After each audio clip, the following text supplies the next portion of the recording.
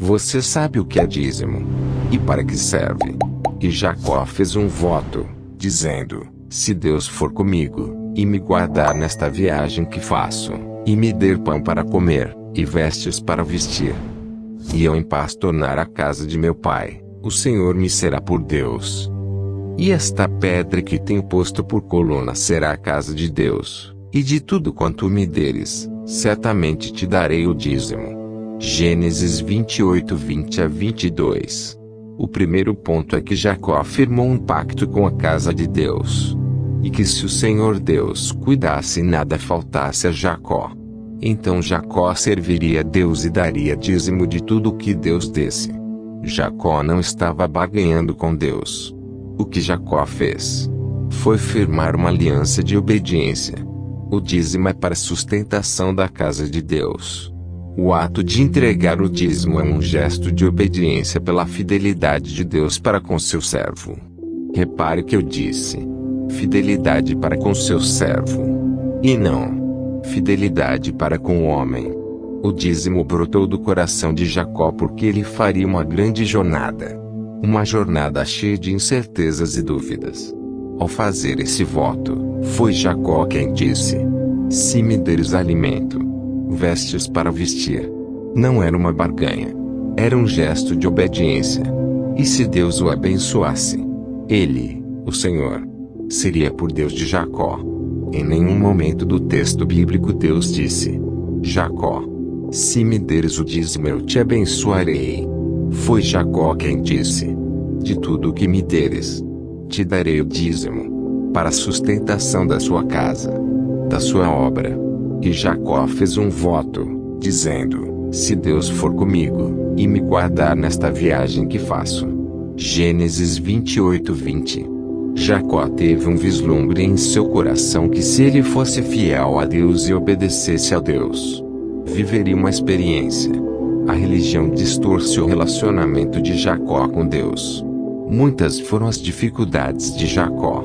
Ele era humano, passível de cometer erros. Contudo, Jacó sabia muito bem quem era o seu Deus. Sabia do poder de Deus para o guardar e prosperar em sua jornada. Em Malaquias 3:10 vemos uma situação um pouco diferente.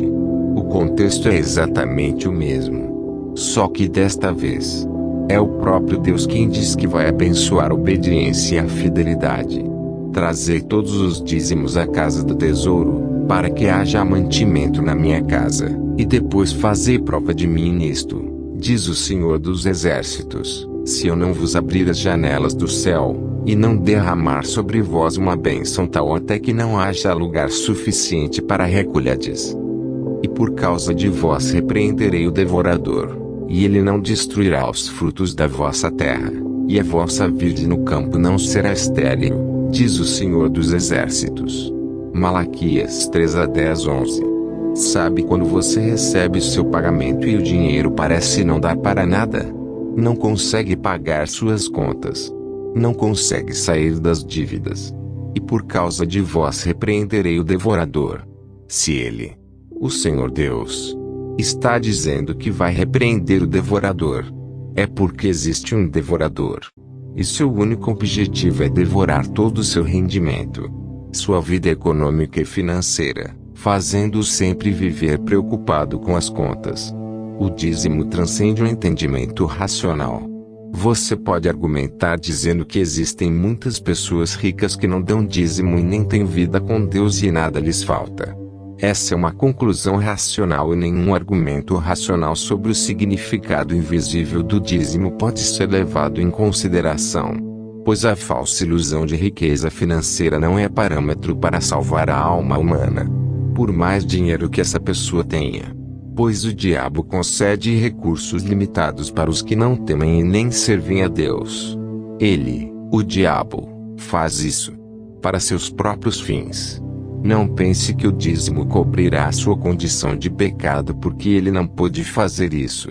O ato de dar o dízimo não tira daquele que serve a Deus a responsabilidade de viver uma vida reta, justa, pura e santa diante de Deus. Isso não significa uma vida absolutamente sem pecado. significa que você decidiu viver absolutamente longe do pecado. Mesmo ainda sendo um pecador, é impossível para um homem ou mulher dar a Deus o dízimo e viver na prática do adultério. É impossível a um homem ou mulher solteira dar o dízimo e esperar ser abençoado e viver na prática da prostituição. Entenda que prostituição é qualquer ato sexual entre duas pessoas sem que elas sejam casadas. Se forem casadas, configura-se ato de adultério. O dízimo não é um ato religioso e não isenta ninguém de seu pecado. E dizeis, por quê? Porque o Senhor foi testemunha entre ti e a mulher da tua mocidade, com a qual tu foste desleal, sendo ela a tua companheira, e a mulher da tua aliança. Malaquias 2:14. Deus é absolutamente santo, santo, santo. Se eu atender à iniquidade no meu coração, o Senhor não me ouvirá. Salmos 66:18. Se de alguma forma esse conteúdo falou com você, trouxe nova luz e entendimento bíblico sobre o dízimo, comente aqui nos comentários. Se inscreva no canal para que ele continue a crescer. Deixe seu joinha. Ative o sininho de notificações.